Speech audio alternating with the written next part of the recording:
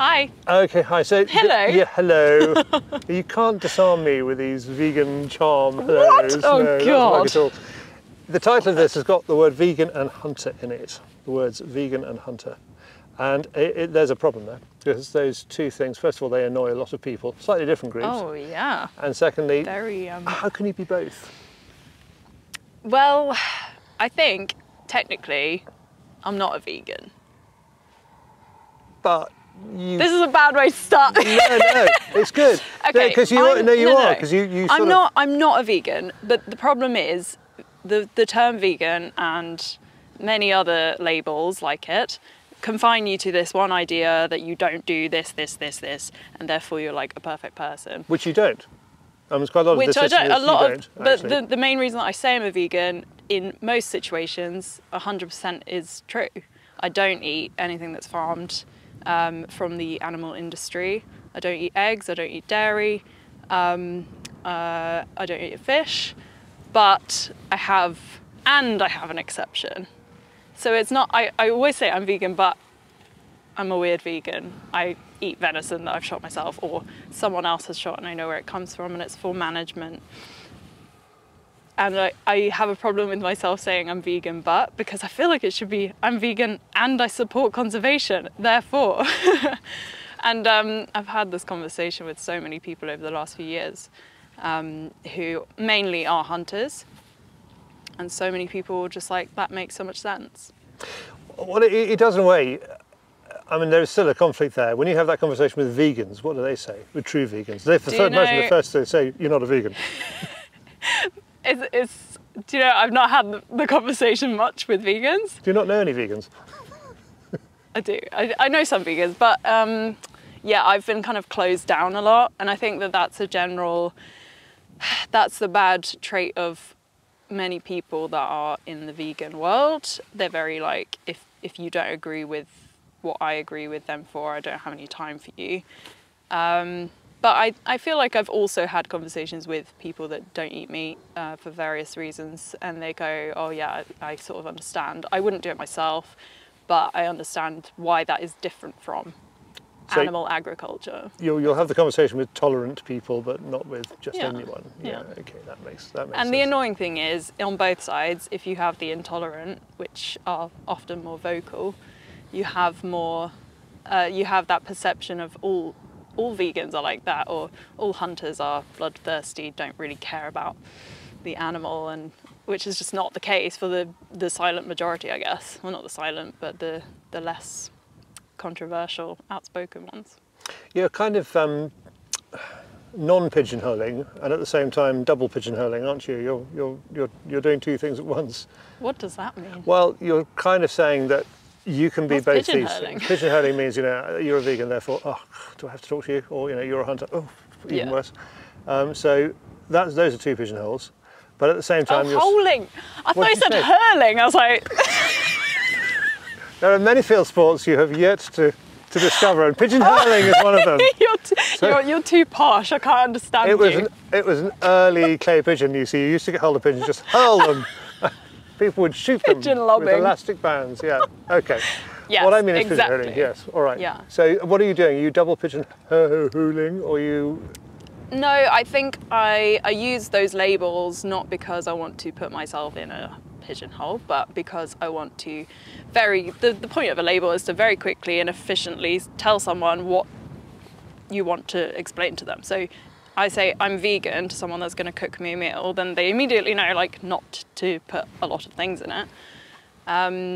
But I think that the fact that I say I'm both quite openly to people, I want to start that conversation and make people connect the dots and go, oh yeah, actually, deer management is not the same thing as cow farming or whatever.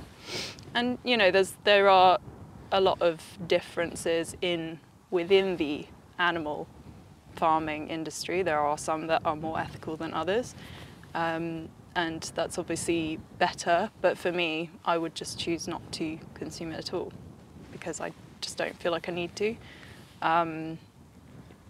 Yeah. Whereas deer management is like essential for the population of deer and other species around it, and for humans and everything. It has to happen. The meat is a byproduct of that management. Therefore, there's food in abundance that I hope everyone starts eating. And that's a different story. So. You're in the seems a pity to throw it away area of venison eating. Is that it? Yeah. Yeah. Okay. No, that's fine. I think that's very fair. I mean, we go out to a lot of different people. We tend to have a extremely pro-hunting platform standpoint. Yeah. How far down that wild meat route would you go? Would you eat a pheasant, for example? Is that too far? It's one I'm unsure about. And I'm quite happy to say I'm unsure about it, because I feel like lots of people feel like they need to know what they think all the time. So in terms of driven game and like pheasants and partridges, I don't fundamentally agree with the idea of raising an animal to then shoot it. But I also see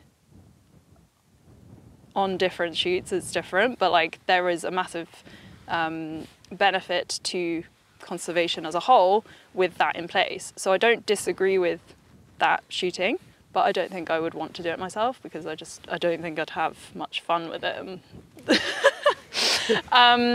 But I mean, it's a case of if there was a pheasant going and it was like either I eat it or it's going in the bin, then obviously I'll eat it. That's not really answering your question. No, it's good. I mean, you've added the fact that you're the kind of vegan who likes fun, so that's pretty unusual for starters. But if you're going to go... Likes fun. Likes fun. Do you not speak... Am I not speaking English? Is that the problem? No, work it on must your be diction. me. I will try terribly harder. All right. What about... where do you go from venison? And what would be what's your sort of next personal battleground meat? What do you mean? Okay, so pheasants are put down. Mm-hmm. I've just been walking around these lovely hills looking for grouse. Yeah. Missing them roundly. The grouse were grateful, of course. But if I got one, what would you have felt about that? I would immediately be intrigued to what the situation is here in this landscape with like management of land and things. I would imagine it's quite wild, and therefore there's not a lot of management, but then maybe there doesn't need to be. Sort of yes and no. So there's always management, and there's always other things you could do with it. So you could say that this represents not very good quality, but some of the 75% of the world's heather moorland we have in the UK. Yeah, exactly. And one of the reasons we have it is because it's got grouse on it, and if we didn't want to shoot the grouse, we'd probably let trees grow on it. Yeah. If trees grow on it, we wouldn't have the heather moorland. Yeah. And it would look like everywhere else. Are there else. gamekeepers here? There's a couple of people who wander around Yeah. saying they're gamekeepers, and that'll do. Like you. Yeah, I'm kind of a quasi gamekeeper in that respect. Yeah, but no, I mean, with grouse shooting, I massively support it because it's so directly, intrinsically linked with conservation and the land management.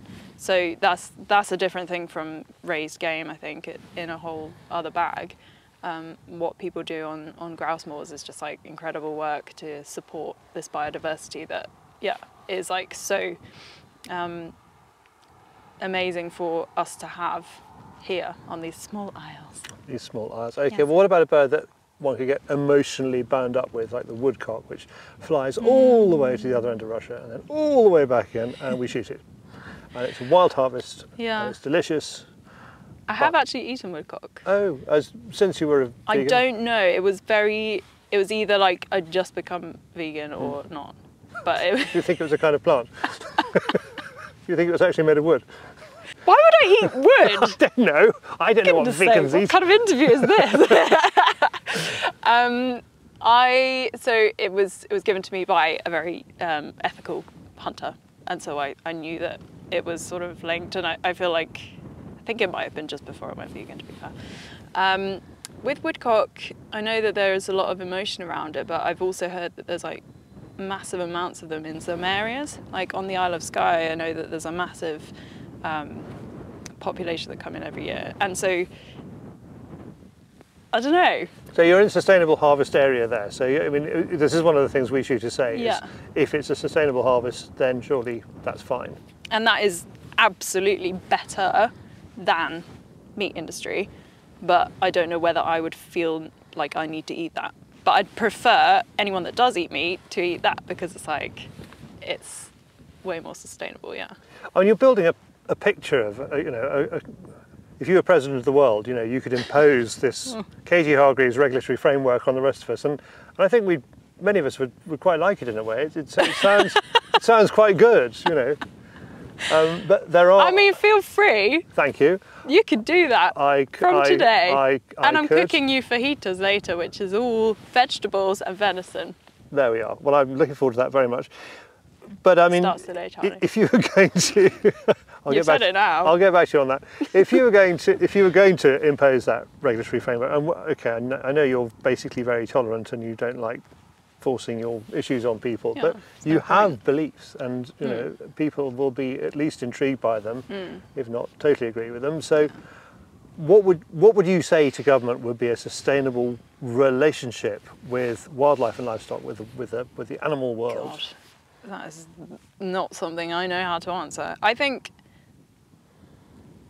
that the fact that there's so much venison that's produced in the UK from wildlife management, and so much of it, I don't know what the statistics are, but someone told me like 80 or 90% is shipped over to France as dog food or something like that. And I literally almost threw up. I was like, what is going on? Like, there's such a disconnect with that. And obviously, there's amazing effort to make that more well known and make it more available to everyday people that are not involved in the countryside. So I would hope that would continue even more. But it's just so hard because there's no perfect solution. Like, if we stopped all of animal farming, there'd be massive implications from Don't talk about there's animal farming. Dog. We've just been joined by a spaniel. How nice. Hey, Mo. I think she's wants us to get on. Yes. Yeah. So if you removed it all, that wouldn't necessarily be a great solution, because then you'd have, a lot of meadowland and pasture land is like then not managed by cows and sheep and grazing and things like that, and so there's no perfect way of doing it.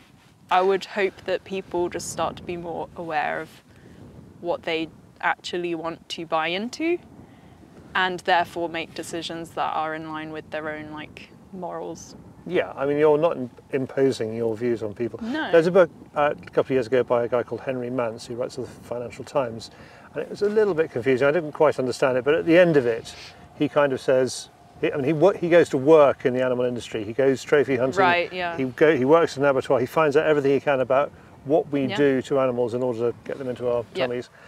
And he concludes, you're better off being a fruitarian, but he says trophy hunting is really good. So yeah. I mean, he's like an extreme version of you, really. Yeah, that's way more. Yeah, but I think it's not just food. It's like we have to start being responsible for where we consume all sorts of things, like where we get our clothes from, for example, or where we. I know where you said clothes, because you're wearing your new jacket. I want to talk about my jacket. That you got from. It's from New Zealand. New Zealand, and it's made of? It's made of recycled material, 100% recycled bottles. I know that that's maybe not the best industry for emissions and stuff, but it's definitely a step forward, I feel. Yeah, you just extended your virtue so fast and so hard. I'm amazed the cameras are still up. I thought they'd been blown over in the wash of virtue there. But it's not just that good, okay? So it's from New Zealand, because this is the only company I could find sustainable material from. For this sort of hunting gear. I found it, I was like, great. And then I realised it's from New Zealand. I was like, everyone's going to be like, yes, it's ethical, but it's from New Zealand. You had to get it flown over. And I didn't, because I got it sent to my brother who lives in New Zealand. Then when he came to visit, I said, could you just put that in your suitcase? And he did, so, And I hope he sailed here. And can I just describe Definitely, he rode. It is actually a good... you know, a really striking camo pattern. Do you like it? It's digi camo. It's quite cool, isn't it? It's got a sort of honeycomb look about it. It's got this blue, which at first I didn't like, but I thought, actually, it's kind of me. It's very you. It has to be said, it is more of a fashion thing that, you know, blue is one of the colour spectrums that deer can really boots. see. Yeah, absolutely. So don't stalk in it, but it looks fun. I'm going to stalk in it. You are going to stalk in it? Yeah. Okay, we need to stalk backwards so they can't see the blue zip. For goodness sake. They can't see blue. Yes, they can. No, they can't. No, that's the thing, they can see. Oh, God. You can't see red. No, you'll be fine, honestly. They'll just stalk. be... They'll never suspect that somebody with vegetarian tendencies would ever want to shoot them, so they'll let you get close. I like it. This is like early days, so I haven't tested it out to its full capabilities, but I like it so far. It's already captured attention, that's the most important thing. But so, like where we get our vegetables from, where we get our fruit from, like all of these things that we consume, if we're just a bit more conscious. Okay. I don't buy apples from South Africa or New Zealand. That's a sensible idea. What about, presumably you don't eat sea fish of any kind, wild caught salmon, not very keen? Not enough of them. It's a similar situation. I don't disagree with the sport of it, but I don't feel the need to eat it. Okay. So about 2 months ago, what are we now, September 2022, there was a conference in Africa about what are we going to do with all the national parks, how are we going to fund them. And there was a real split in how the world kind of sees, or how Africa particularly sees animals. And on the one side, you've got the conservation industry who said we need to go down a non-consumptive route. And the only way to pay for that is photo tourism, which doesn't pay for anything. Yep. It's rubbish. And also has a massive amount of people that have to go. There's a huge environmental cost. Yeah. So they said, well, we'd like to go down the non-consumptive route because we're emotionally attached to animals, we love them, and we don't want to harm them at all. And then you have a kind of bundle of industries, including canned lion hunting, animal petting, Chinese traditional medicine, animal parts for that, and what I do, you know, ordinary shooting and hunting sports, all wrapped up in the consumptive use of animals. Now we do pay for animals, as you've explained, and on the non-consumptive side they said, okay, we'd rather do the non-consumptive side, they said, and where the big animal industry, you know, bodies like Humane Society, but we need $200 billion in our first year from the world's governments. And we're going, well, ours is free. Yeah. You might not like it, but ours is free. Yeah. I mean, if you take those two sides of the argument, you are still a little bit non-consumptive, and you're not polarised on those two, are you? Well, this is maybe an overstatement. I very much think that trophy hunting is a good thing. Okay. I don't know about petting. Definitely don't think that's a good idea. I don't think that Chinese medicine is a good idea in terms of animal usage, but I support trophy hunting. Big All right. time. Well, so I don't disagree with you on those, but I'm going to try to disagree with you. Go on. Okay. So you've got about 12 to 20,000 lions in South Africa, and about 3,000 to 5,000 of them are real live wild lions. Yeah. And the rest are basically born in very large or very small ranches in captivity. They go through a petting process. They are sent out to be hunted, either in very large ranches or very small horrid enclosures. Yeah. And then they're cut up and sold to China, which you can't really blame for wanting to use their traditional medicines. I mean, you know, it would take generations to educate them out of that. If you didn't have those things going on, you'd only have 5,000 to 6,000 wild lions. And if you only had 5,000 to 6,000 wild lions, then all the pressure for Chinese medicine would go illegal, and it would go straight out to those wild lions. Yeah. So you've kind of got a 15,000 buffer zone of lions.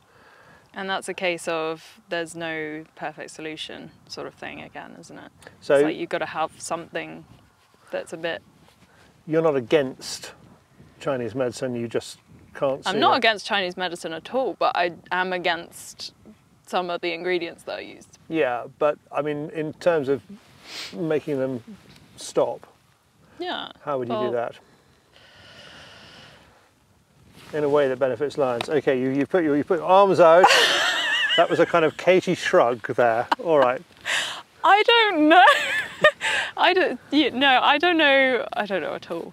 I don't know how you would stop that, because you could, if you then banned it, then there may be some illegal activity, but then you can't not ban it in a way, because it's just like highly unethical. It's not highly unethical in lots of senses. In your sense, the way you see it is unethical, isn't it? Yeah, and there are some things like the pangolin sort of situation, which is obviously most of the world would agree that is highly unnecessary. It doesn't have any scientific backing. It's just horrible. And it's not working with the pangolins really at the moment. No, exactly. So that kind of thing, it's just like, I just don't get it, and it needs to be, we need to use some, modern science. Okay. I do believe. There is in your work, in your lovely wildlife pictures, your charcoals, there is a strong sense, I'd say, of your emotional investment in those subjects and the way they come across on the page. Do you find it, I mean, is it possible to detach that from the way you consume animals? Or are you still emotionally invested? Is that part of what makes you tick? Do you mean that I'm... Are you how do I dispassionate when you look at venison and say, well, it's fine because it's all management, no. And you don't ever think to yourself, it had a mother?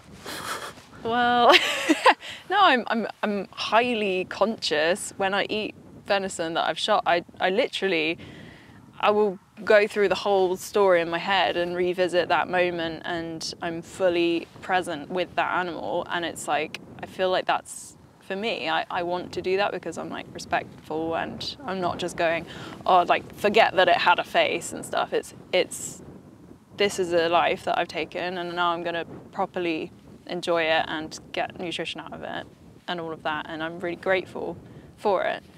So I don't detach myself at all. I would say I go the other way. And I think that's, what I do get really frustrated with is if people eat meat and are clearly not even aware that they're eating.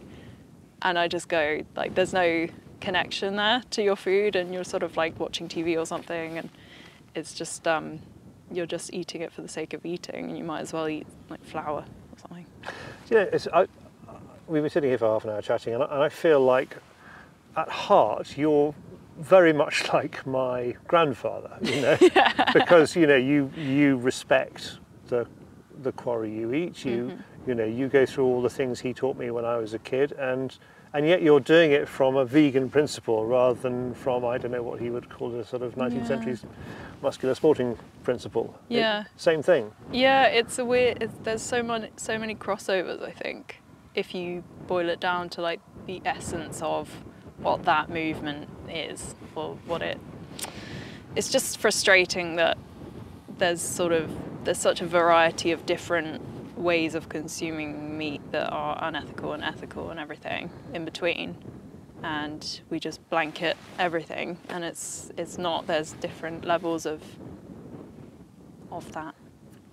That was really long-winded and didn't make much sense. And you're nodding. You're saying don't be judgmental, citizens.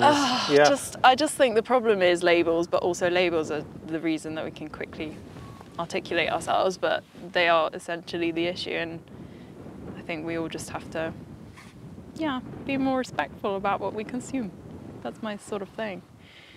But, I'm not going to change everyone's mind. I don't want to, but I want to offer a perspective that's a bit different, that's a bit unique, to hopefully show people that it's like possible to do all of those things as much as we can in this modern world, which is quite hard to navigate entirely ethically.